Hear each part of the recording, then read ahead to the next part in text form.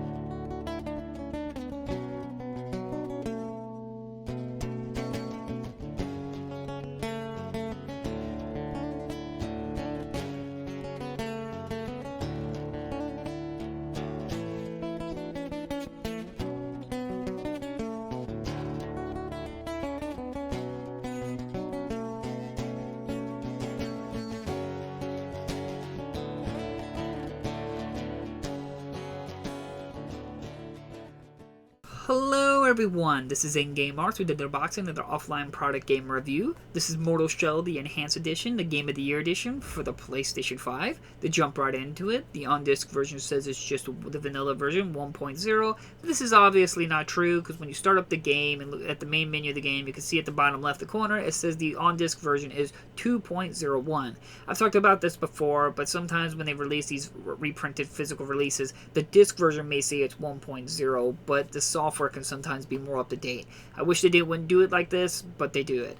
Now, but sadly there was an update available. This update was 812 megabytes big and will take you to version 1.08 since the time I make this video.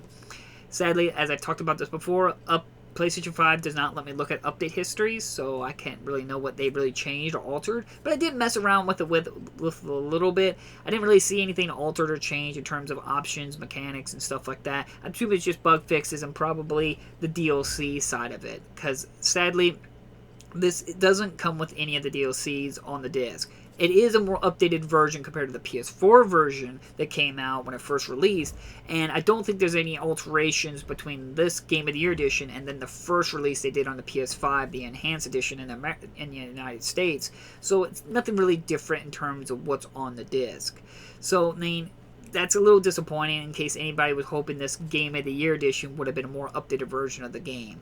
There is a redeem code for the DLC, but that's not on the disc. As well as keep in mind, you can have access to my redeem code. It's free and available to anyone, but please keep in mind, games may be region free, but redeem codes are not. So you will need a PlayStation account with a PAL region to be able to redeem that code. Just keep that in mind.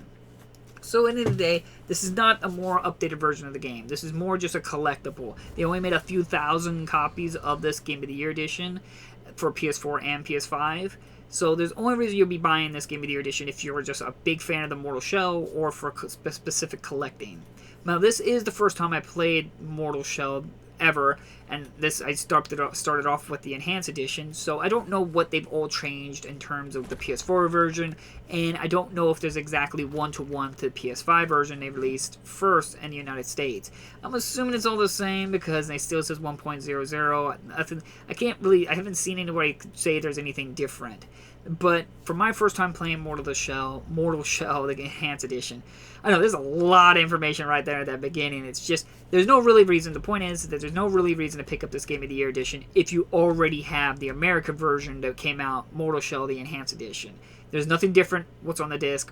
All you're doing is getting a little bit more collectible things on your shelf in terms of a metal box and some specialty graphical cards and a poster. That's all you're going to be getting from this Game of the Year edition.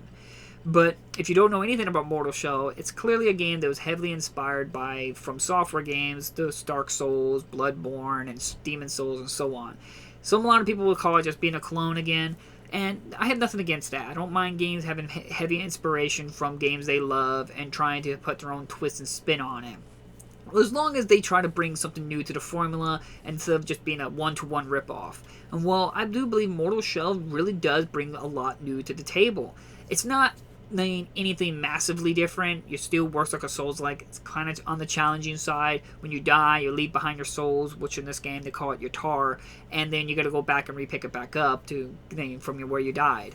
They're bread and butter Souls-like, I guess, in terms of mechanics. But what they do change in this is that you don't pick your class. You have these shells or bodies that you can possess, and each one has different statistics about them. Some will have better life, maximum life. Some will have better stamina. Some will focus more on magic or resolve, in what's called in the game. So you will have to find the body or shell that you prefer to play as well as you find weapons in the game. And there's only a few of them throughout the game.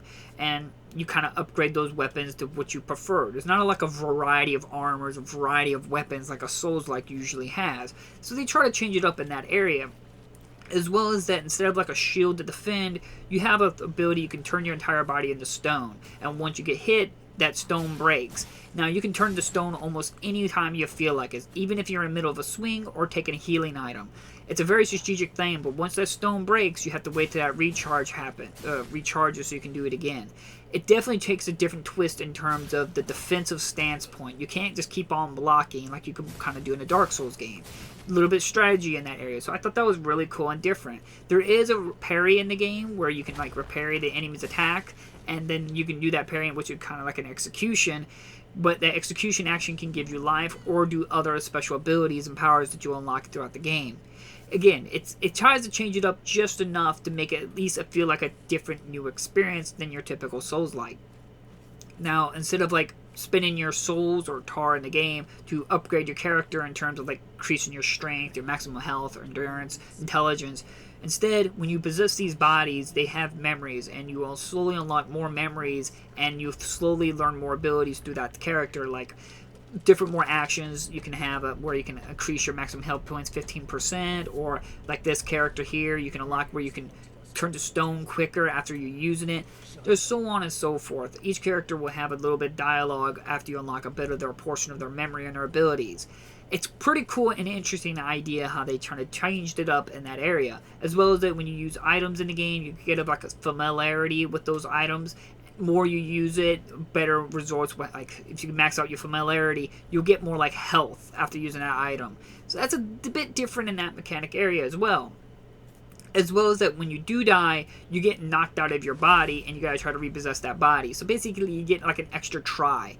As well as that when you do die and you have to restart from back to your respawn point, you can run back and pick up your body and fully restore your health. So you can use that as a strategicness. So you can die and then have that body sitting around when you're fighting a boss, and then if you are about to lose, you can go immediately grab your dead body, get all your souls back, as well as max out your health again. Again, it's a little bit on the easier side in terms of Souls-like, especially when I started finding my rhythm, but I started really enjoying it.